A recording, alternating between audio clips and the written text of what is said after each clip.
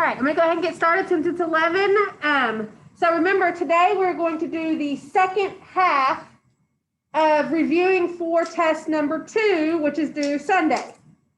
And then we'll do 8.1 on Friday. So again, just doing the second half. We did 1 through 13 on Monday. So today we're going to start with 14, which is another parabola problem. And the parabola is going to ask us all kinds of different things. It's going to start off by asking us what the vertex is, and then a bunch of other stuff. So let's first of all see what the function is. It's f of x equals negative 4x squared minus 12x plus 7.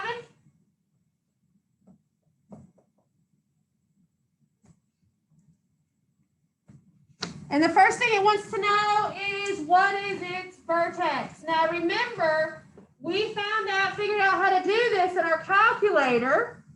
So let's put this function in our y equals. So go to y equals, clear it out. Type in negative 4x squared minus 12x plus 7. And let's graph it to see what it looks like. All right, so it's an upside down parabola, right? So I'm just going to sketch that.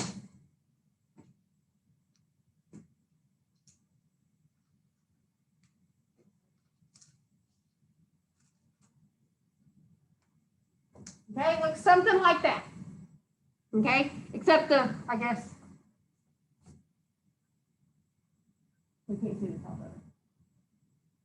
Okay, so what we need to do is find the vertex. Now remember how we did that in our calculator. The first thing we need to figure out is is the vertex at the top or the bottom of this parabola? It's at the top, right? Since it's upside down, which means I'm going to be looking for the maximum since it's the top.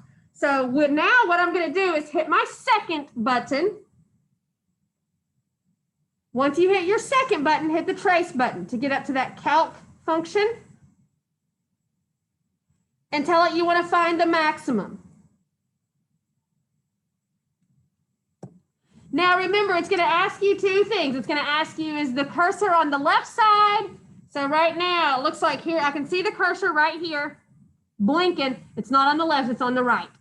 So what I need to do is just hit my left arrow button over and over and over until I can see it over here on the left side. Okay, I'm talking about this cursor. Now, when I'm moving it to the left, watch what's happening to my y values. 7, 9, 11. So that means I'm still going up. I'm not going to be on the right side until I pass through the vertex. So as long as I'm going up, I'm still on the left. 13, 14, 15, 15, 15, 15, 14. So now I've passed through it. If you're unsure, just keep hitting the left until you see your cursor come over here. There it is right there. It can be anywhere on the left. Once you see it on the left, hit your enter button. Then it says, okay, now put it on the right, right bound. So now I'm just going to do the same thing, but I'm going to hit the right button until I see it back over here. Okay, and it can be anywhere over there. So just keep hitting the right arrow until you see the cursor on the right side of the parabola and then hit enter twice. So here is your vertex. It's at negative 1.5, 16. Now, what is MathLab not going to like about this answer? That part of it right there, right? It's not going to it's going to say type an integer or a fraction. So I don't want to type it in like that. The 16 is good. I just need to change that negative 1.5 to a fraction. And you can do that in your calculator also, right? So just quit the graph, just go back to your home screen, type in the decimal that you're wanting to change to a fraction. So negative 1.5, hit enter, and then hit your math button. And then hit enter twice. That'll turn that decimal to a fraction, which is negative 3/2. So there's your vertex. the second part is telling whether or not it has a maximum or a minimum value. Well, what did we decide? Since it's upside down like this, is this the maximum or the minimum? If it's the top, it's going to be the maximum, right? And anytime it asks you what the maximum or minimum value is, you're always talking about the y-coordinate. So the maximum value of this parabola is 16.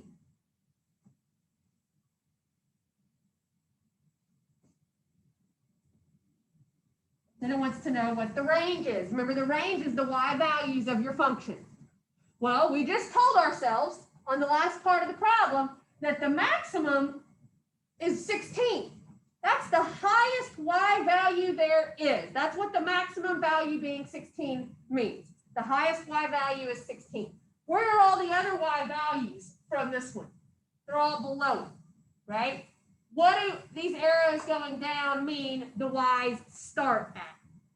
Negative infinity, right? So they start at negative infinity. Infinities always have parentheses. Where do the y values stop? At 16. Now, the 16, can the y be 16? Yeah, this actual point is at negative 3/2 16, which means the y can be 16 is part of the range, which means that gets a bracket.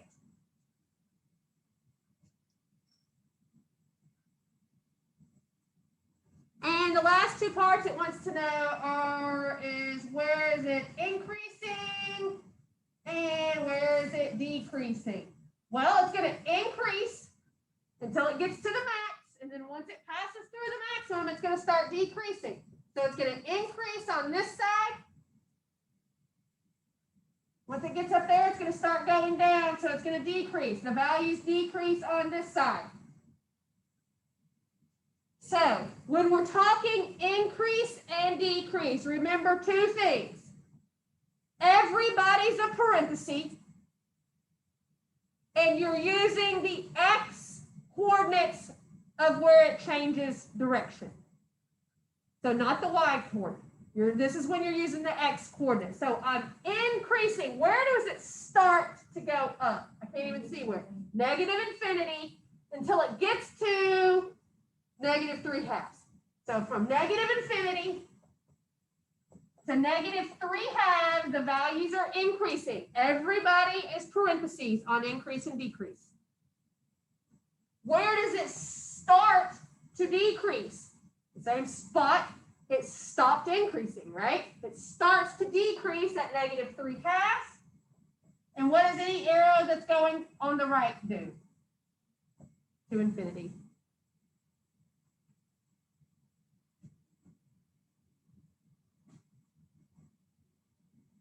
Okay? Number 15 is the toy rocket problem. Okay? So what happens when you shoot off a toy rocket from the ground? It goes up, up, up, up, up, up until it starts coming down. So if you're drawing that on a sheet of paper, isn't it going to make this shape also? It's going to make an upside down U. That's going to be its path. Okay? So when it actually gives me the function that describes its path, right? Since it's going to be an upside down parabola, the function for it's going to be a negative x squared function. So let's see. And it even tells me, except it used t's instead of x's. The function for it would be h of t equals negative 16t squared plus 56t plus 3.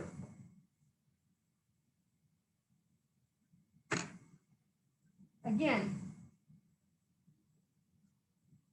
the rocket's going to go up until it reaches its maximum, and then it's going to come down. This vertex will have an x coordinate and a y coordinate. The y is going to be the value. It's going to be the highest point that the maximum that the parabola reaches. So that's going to be the highest point that the toy rocket goes, whatever they call it, however they say it. The maximum height reached by the So that's going to be the maximum height. This x coordinate is going to tell you how long it took to get there. So that's going to be the seconds that it took to get to that maximum height. So once again, I just need to put this function in my y equals. Since it's upside down parabola, I'm going to find the maximum again. And then that'll give me my two answers. So let's go to y equals. Clear it out. We don't have t, so just enter x's. So negative 16x squared plus 56x plus 3. And graph it. So again, here's my upside down parabola. It's got a maximum or vertex, but it's just way up here. I can't see it. So now, what do I want to do? Second, calc. Since it's upside down and its maximum is the top, so just hit 4. This time, the cursor, where it is right now, is it on the left side of the parabola? Here's my parabola. It is on the left side, so you can go ahead and hit enter. Now it wants to know if it's on the right. It's not, because it's on the left, right? So we need to hit the right arrow until we see it come over here on the right side. Anywhere. There it is, right there. As soon as you see it over on the right, hit enter twice.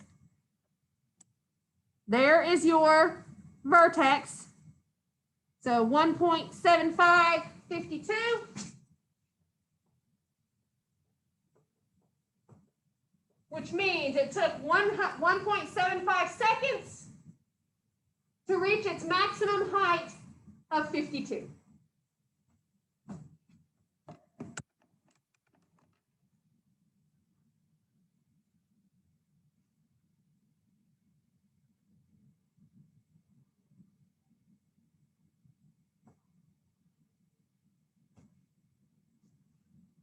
All right, number 16. Determine the domain of this function, and it's a radical function. It's a square root function, okay? So we have f of x equals the square root of 4x minus 9.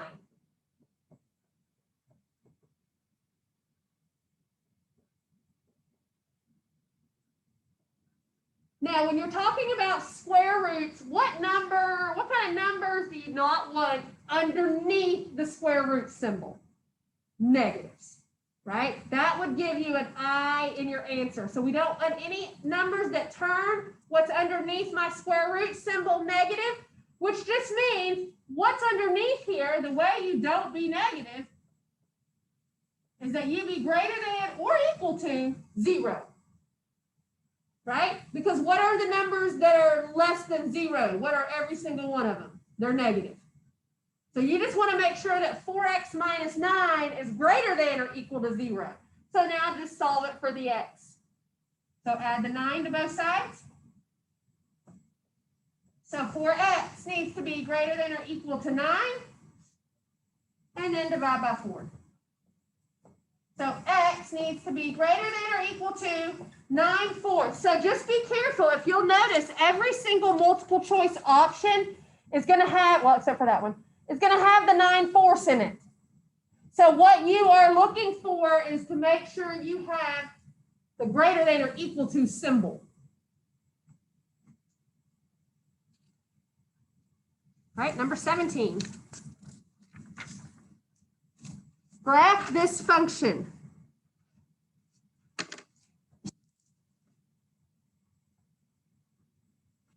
And it's a radical, it's a square root function.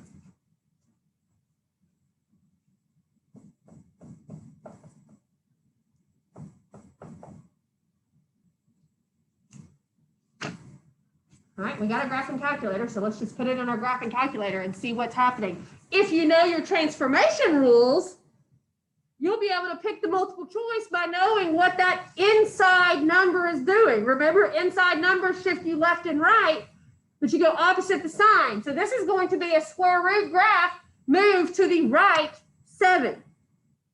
Okay, or you can plug it in. So square root is the x squared button, but I need to do blue. So second square root, type in x minus 7 and graph it. So you can see, here's my square root shape, and it's moved to the right 7.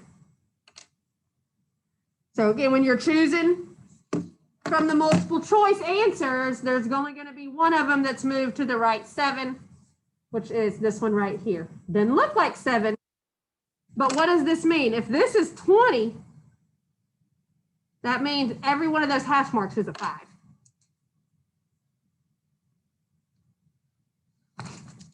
All right, number 18, same thing. Graph another square root problem. G of x equals 3x minus, or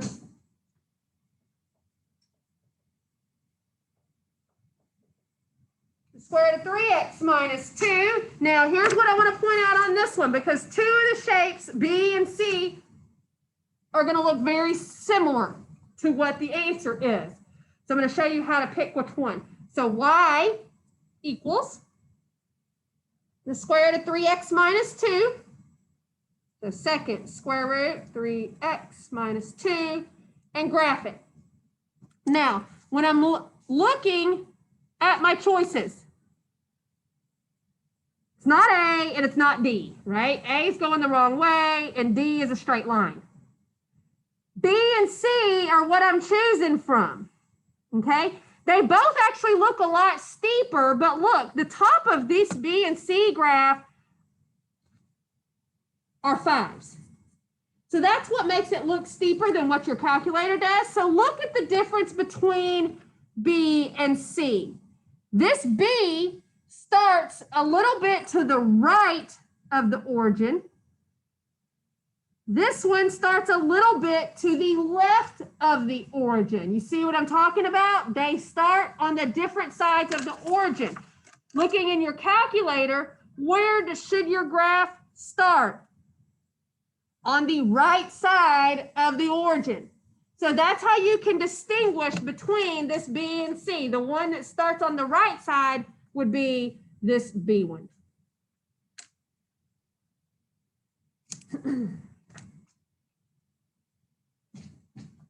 All right, number 19, the piecewise function, which just means, a piecewise function means depending on where you are on the graph, different things are happening, okay? It's got 3 different pieces on this one. The function is f of x equals 3x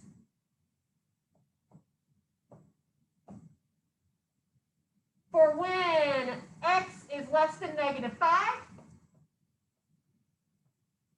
x squared for when -5 is less than or equal to x, which is less than 3, and it's x minus 4 for when x is greater than or equal to 3, and this wants me to find what expression I should use to find f of 3. Doesn't even want me to find f of 3, it just wants me to find which one of these expressions I would use.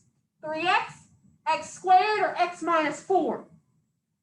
So the way you find that is to see where 3 falls over here.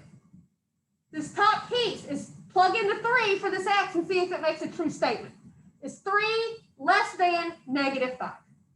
No, 3 is greater than -5. Is 3 greater than or equal to -5 and less than 3? No, 3 is not less than 3. 3 equals 3. So you need to find the piece that has 3 equals 3. So it goes in this piece, which means which expression would I use? X minus 4.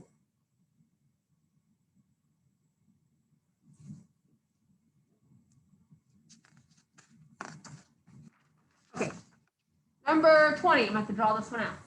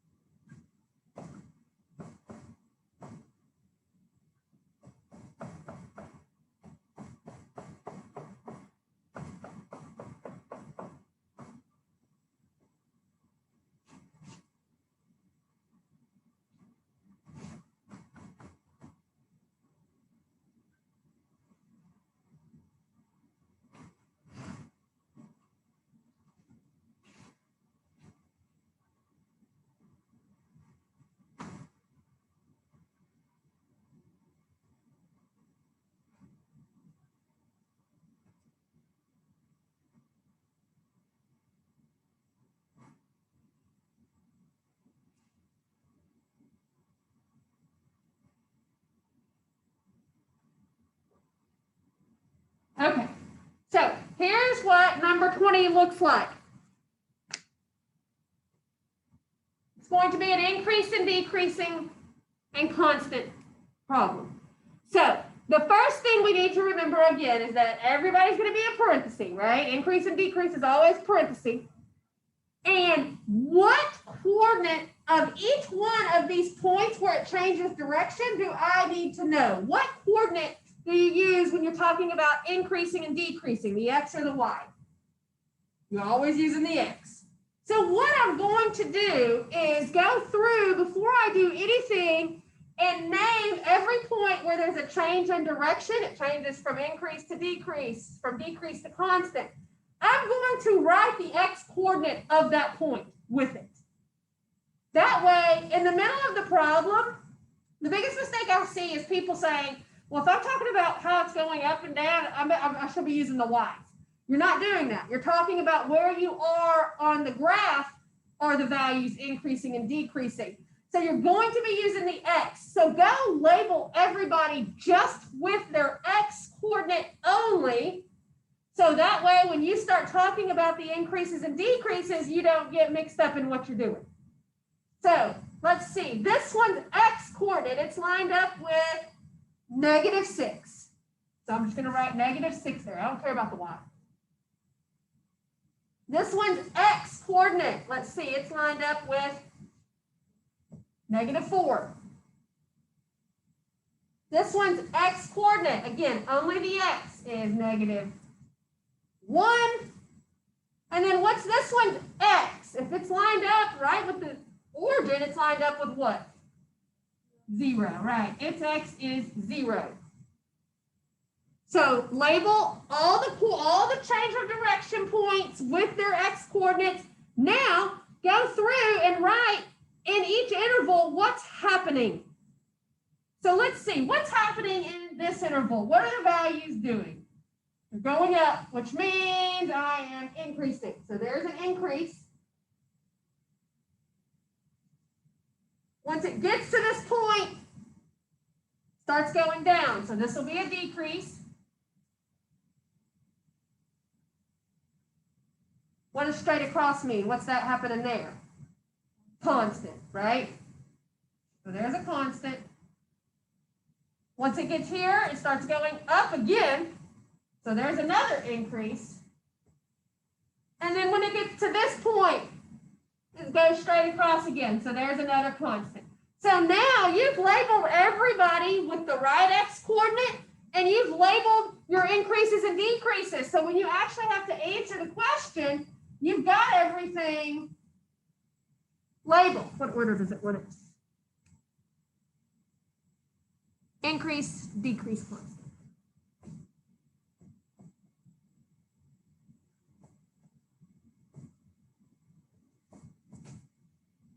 So now that I have everything labeled, I'm just going through and pretty much typing in what I have labeled. Increases. How many increases do I have? There's one, right, and there's another one. So I've got 2. I'm going to increase on 2 separate intervals. This first interval, what does an arrow going to the left mean? It starts at -infinity until it gets, and again, I'm not going to get confused between X's and Y's because I've already labeled this with the X that I need. So -infinity to -6. So there's one increase. Here's the other increase. Again, I use the X's that I've already put there. So it's increasing from -1 to 0. That's the one that people a lot of times will mess up if they don't have their X's labeled. They want to call this 6. Right? 6 is its Y coordinate, not its X coordinate. So there's its increase. The decrease, how many decreases are there? Just that one right there. So where's the decrease interval? -6 to -4. And constant, how many constant intervals? 2 of them, good. So the first constant, -4 to -1. And the second constant starts at 0, and what's an arrow to the right mean? Infinity.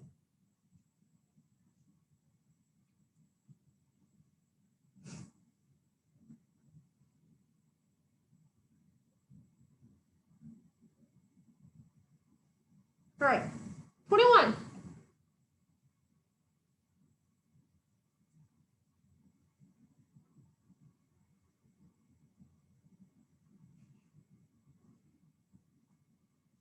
All right, another increase, decrease, but this one actually just gives you the picture.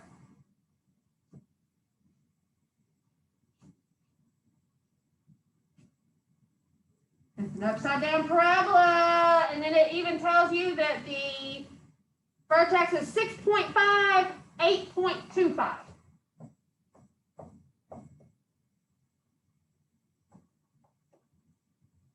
First question says, does it have a relative minimum or maximum? Which means, is the vertex at the top or the bottom? Since it's at the top, this one has a maximum.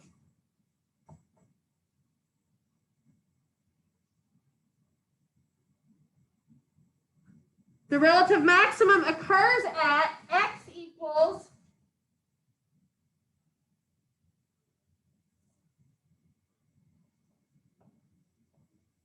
and has a value of blank. So if it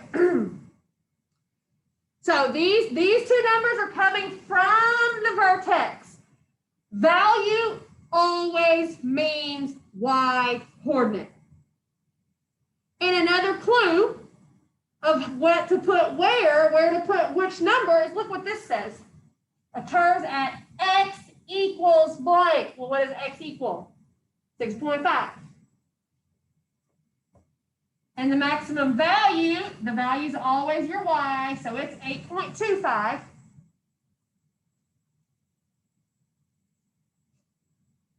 And then the last part of the problem is the increase and decrease.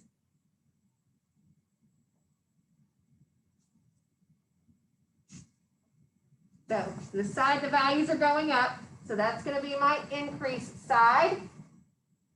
Once it hits the maximum, it's going to start going down. So there's your decrease side.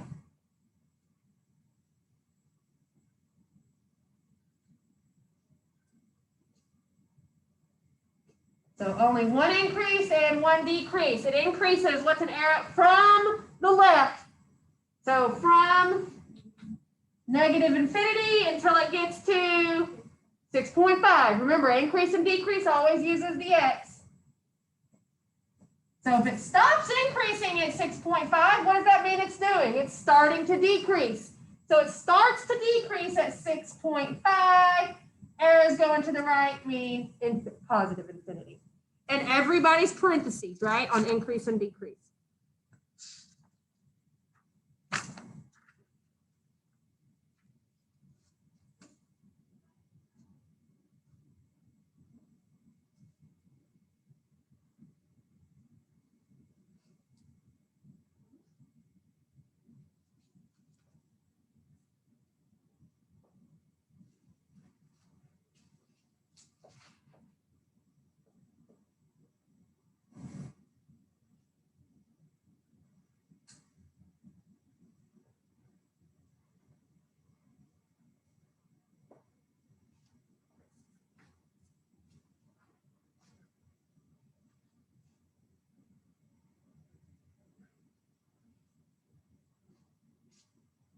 Okay, so there's the 2 points that change, and it tells you where those are. It says this one's at -8, -1.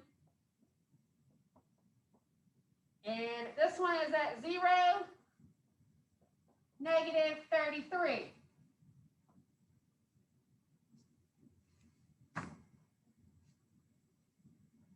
And it says the relative maximum is blank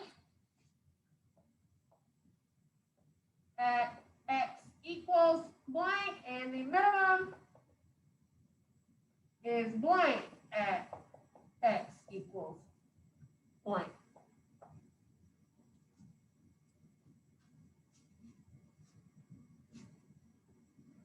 All right, so this one's my maximum because it's the top of a hump, and this one's the minimum because it's the bottom. So maximum, the maximum is, what is the maximum? Maximum, anytime you're talking about the maximum or the maximum value, that's always the y. And again, Another clue is, look what the second part says. At x equals blank. That's telling you where to put your x. So the maximum is -1 at x equals -8. And the minimum is -33 at x equals 0.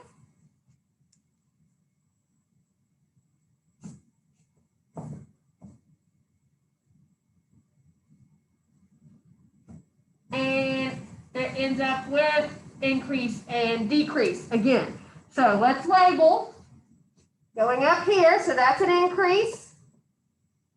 Then it passes through the maximum, which means that's where it's going to start to decrease. And it's going to decrease until it gets to the minimum. And then it starts going up again. So there's another increase. So I've got 2 increases and 1 decrease.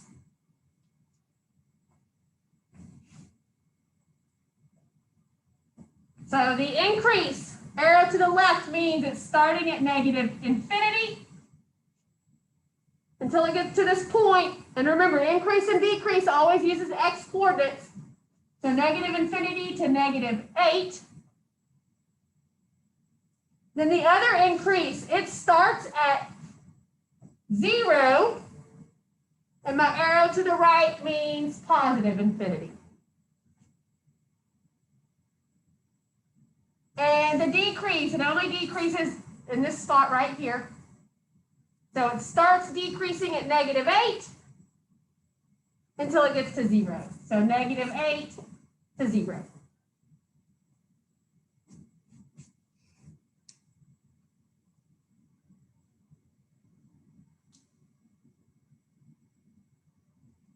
All right, 23 is another piecewise function with 3 different pieces.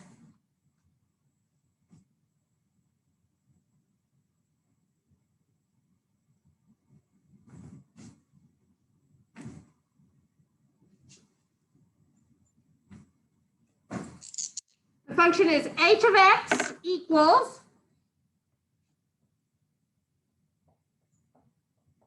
so the first piece is -3x minus 14. For when x is less than -4, h of x equals 4.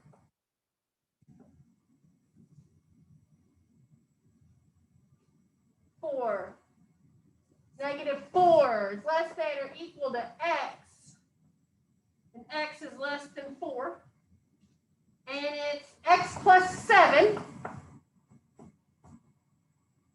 For when x is greater than or equal to 4. And it wants me to find 4 different things. It wants me to find h of -5,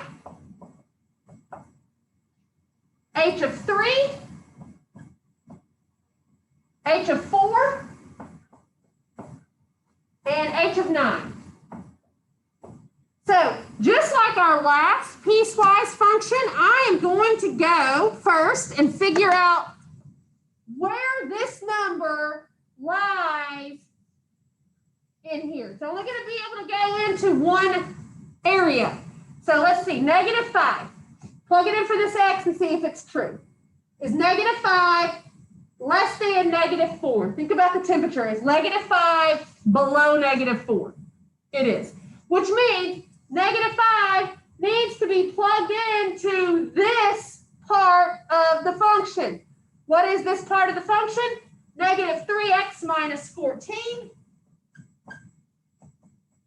But now I take it that extra step. I'm actually going to put the -5 in that piece, which means replace its x with that -5 now. So if I do that, I'll have -3 times -5 minus 14. So negative times a negative turns that to positive 15 minus 14, which gives me 1. Now find h of 3. Is 3 below -4? No, it's above it. Is 3 between -4 and +4? Yeah. right? If I want a number line, think about your number line. Here's 0. There's 4. There's -4. Whoops, I can't see it. Where would 3 be? Be right here. Which means it is in that piece right there. It's between -4 and 4, which means I'll plug it in. Uh-oh, what does this mean? The answer is just 4.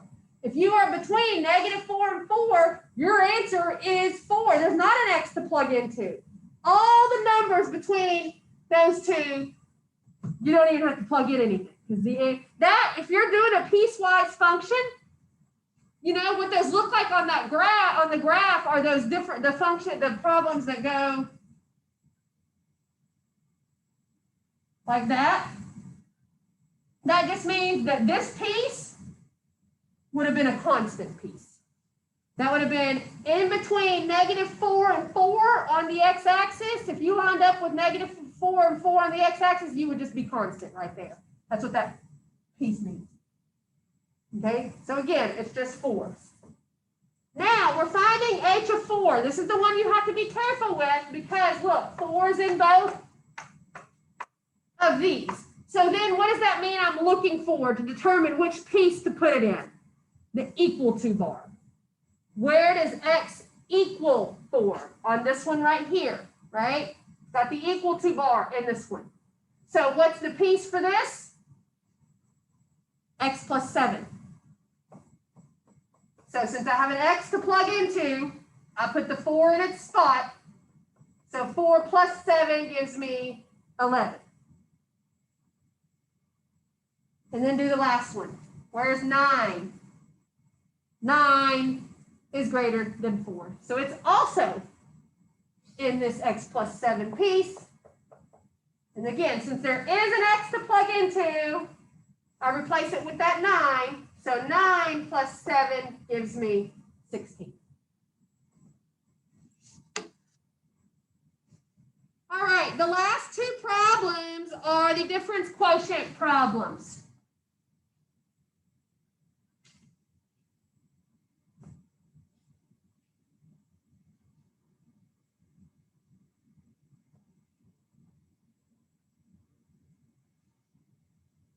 So, and the difference quotient will be on your test. It'll write it out in the problem.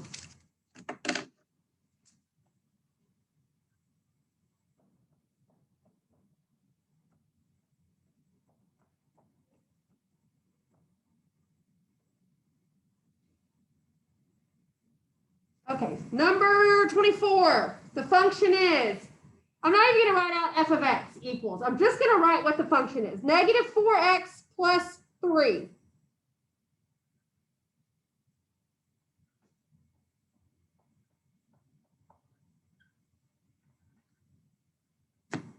So the first thing you're going to want is to go, this top part in the beginning says go to your function. Wherever you see an x, replace it with x plus h. So here's my x. So I'm actually just going to rewrite this, but instead of putting the x, I'm going to write it as x plus h. So -4 x plus h plus 3. So again, just rewrite the function and replace the x. Now, what comes after that? Minus. Do a minus and then do an open parenthesis and write whatever your function is in that parenthesis. So I do the minus from the formula, open parenthesis, -4x plus 3, please.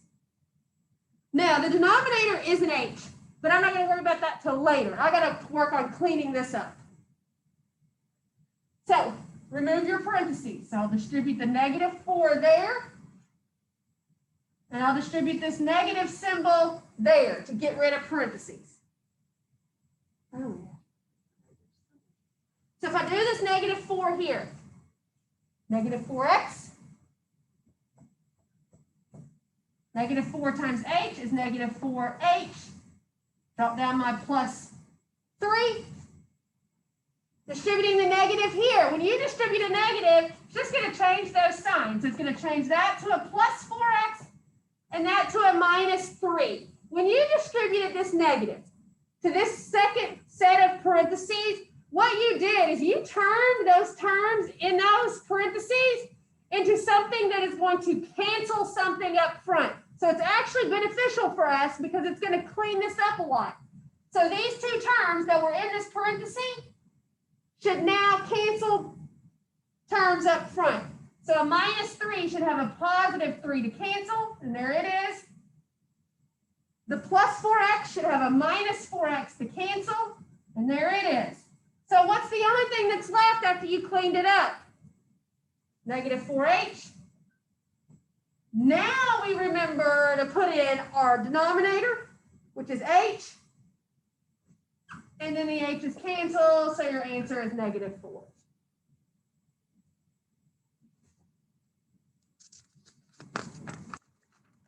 Last one.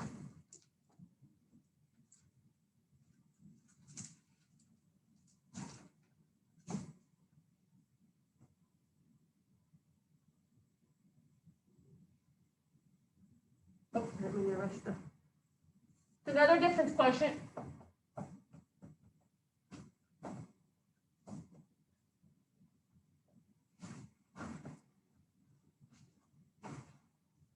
This time the function is negative 8x squared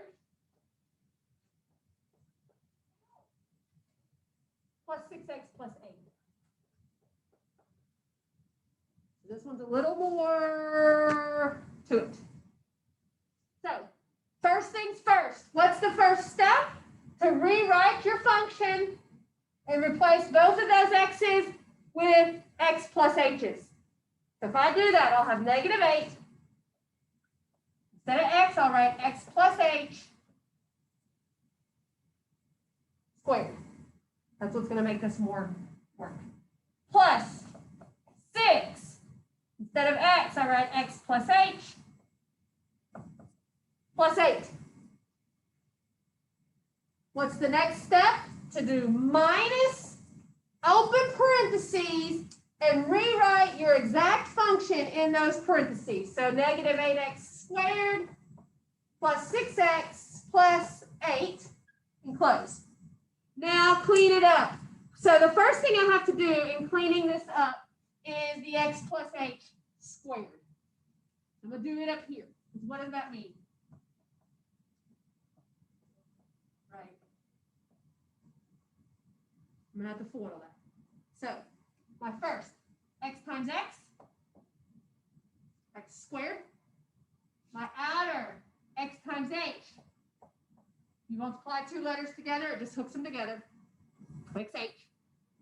Plus h times x. I'm going to write it as xh also, so that way I can see that it's a like term with this one in a second. And then my last, h times h is h squared. So just like I was talking about, I can, how many xh's do I really have? 2 of them. So I've got x squared plus 2 xh's plus h squared. So I'll bring this negative 8 down. This x plus h squared is what I just did over here. So I've got, what did it turn into? X squared plus 2xh plus h squared. So now to fully make those parentheses go away, now I'll distribute the negative 8.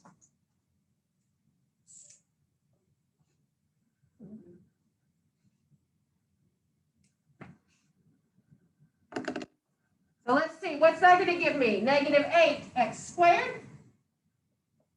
Negative 8 times positive 2 is negative 16xh. Negative 8 times h squared gives me negative 8h squared. So that took care of that.